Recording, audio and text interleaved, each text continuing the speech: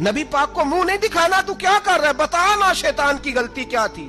وہ تو صاف ستھری بات کر رہا تھا، یا اللہ ایک نہیں تو لاکھ سجدہ کرا میں تجھے کرتا ہوں۔ اللہ نے فرمایا ادھر آنا، میرے محبوب کو سجدہ کر۔ کہنے لگا نہیں کرتا۔ نکل جا، تو لانتی ہے۔ جو حضرت آدم کو وسیلہ نہ مانے وہ لانتی ہے، اور جو روضہ رسول پہ کھڑا ہو کے کہے میں نبی کو وسیلہ نہیں مانتا، جو دروازے رسول پہ پہنچ کے کہے میں نبی پاک کو وسیلہ نہیں مانتا، جو مصطفیٰ کے وسیلہ ہونے کا انکار کرے، تو کہتا ہے کہ دنیا میں وسیلہ نہیں مانتا۔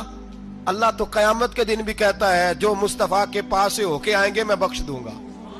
حضور فرماتے ہیں موٹے موٹے گناہگار آتے جائیں گے، کالی کملی کے نیچے چھپاتا جاؤں گا، جنت میں بھیجتا جاؤں گا۔ وہاں قیامت میں تیری معافی نہیں ہو رہی، تو یہاں نہیں مان رہا۔